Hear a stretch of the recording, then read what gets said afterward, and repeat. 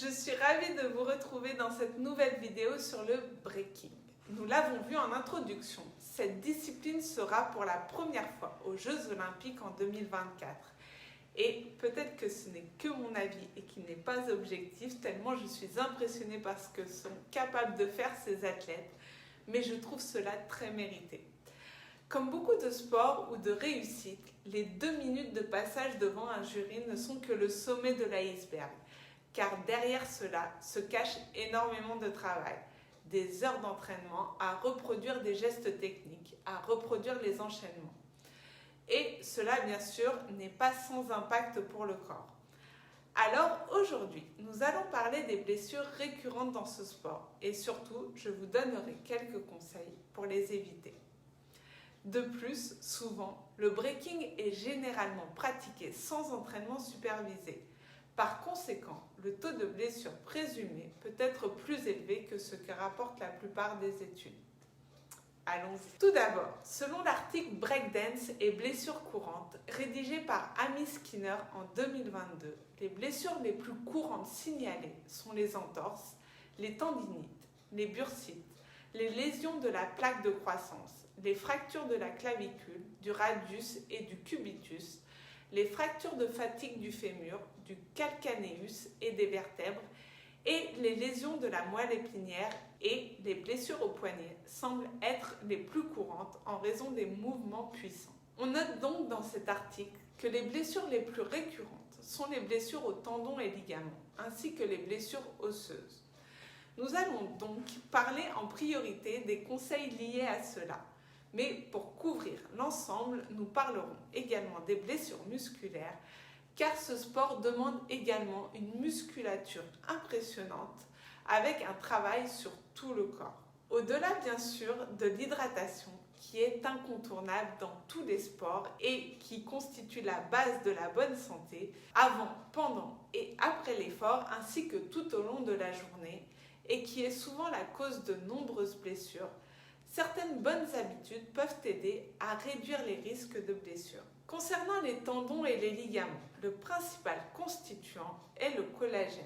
Malheureusement, il est très compliqué à trouver en quantité suffisante dans notre alimentation. Il est principalement présent dans la peau du saumon ou dans la gélatine.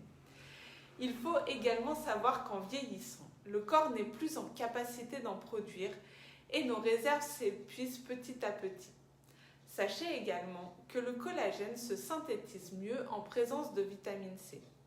Cette vitamine, présente principalement dans le cassis, le kiwi ou encore le poivron jaune et rouge cru ou l'ail, est très sensible à la chaleur, à l'air, au temps ou encore à la lumière. Consommez donc ces aliments le plus frais possible et le plus rapidement possible une fois achetés, bien sûr crus. Pour aider vos tendons et ligaments à se renforcer, complémentez-vous donc en collagène et consommez-le 1 heure avant votre entraînement, accompagné d'un aliment riche en vitamine C. Sachez également que le collagène, généralement en poudre, se dilue mieux dans un liquide tiède. Enfin, pour vous athlètes de haut niveau, préférez du collagène de poisson. Et pour vous, athlètes de haut niveau, attention également aux normes antidopage de la marque que vous choisissez. Enfin, nous allons en reparler juste après, mais sachez également que la vitamine D est considérée comme agissant directement sur la synthèse du collagène. Elle a un effet positif sur le tissu tendineux et sa carence pourrait être un facteur limitant pour la synthèse du collagène ainsi qu'une augmentation du stress oxydatif. Concernant le renforcement des os pour prévenir des blessures osseuses, 2 constituants sont la base de leur santé, à savoir le calcium et la vitamine D. Cette dernière aidant le calcium à se fixer sur les os. Commençons par le calcium.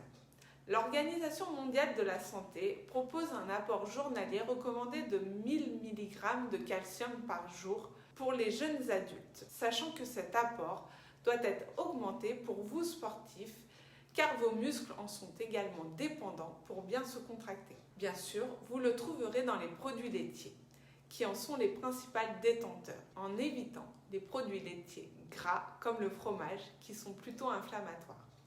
Vous pourrez donc choisir de consommer du skyr, riche en protéines de plus, ou du lait écrémé ou encore du kéfir qui prendra soin au passage de votre microbiote.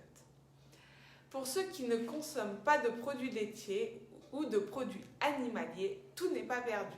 Sachez que le calcium est également présent en grande quantité dans les légumes verts comme le chou frisé, le brocoli ou le cresson. Malheureusement, comme beaucoup de constituants et également du fait de l'industrialisation, tout le calcium ingéré n'est pas absorbé par le tractus gastro-intestinal.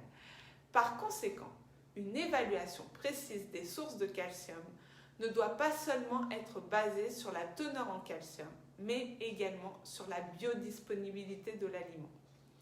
Dans plusieurs aliments d'origine végétale, par exemple, l'absorption du calcium et d'autres minéraux est affectée par la présence de facteurs antinutritionnels, tels que les oxalates et les phytates.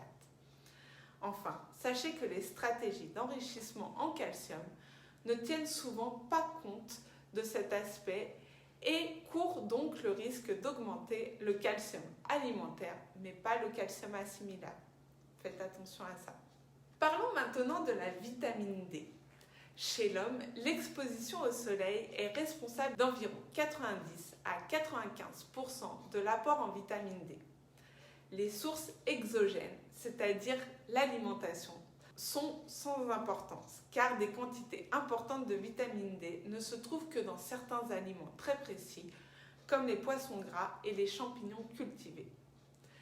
Sachant que les heures d'entraînement en breaking sont souvent exécutées en intérieur et si de plus vous travaillez dans un bureau, vous ne verrez pas souvent le soleil, en tout cas pas assez pour avoir suffisamment de vitamine D.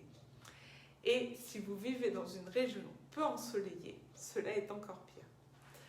Vous pouvez donc contrôler votre statut en vitamine D par une prise de sang et choisir des produits enrichis en cette vitamine ou choisir de vous complémenter, principalement en hiver. Enfin, pour parler quelque peu des blessures musculaires, la base à mes yeux me semble d'apporter suffisamment de protéines à votre organisme, principalement les jours d'entraînement, en veillant à en avoir consommé dans les 2-3 heures avant pour avoir suffisamment d'acides aminés dans l'organisme pour soutenir l'activité musculaire de l'entraînement, puis juste après pour aider les muscles à bien récupérer. D'autres nutriments, comme le magnésium par exemple, peuvent aider à détendre les muscles. Une eau riche en ce minéral, comme la rosana par exemple, pourra être utile à la fois pour vous réhydrater et apporter du magnésium à votre organisme. Voilà, amis breakers, amis b-boy, b-girl, vous savez maintenant tout pour prévenir les blessures dans ce sport. Bon entraînement à vous et force à tous ceux qui seront aux Jeux Olympiques. Et j'espère bientôt avoir l'opportunité d'organiser un live avec l'un d'entre vous. À bientôt.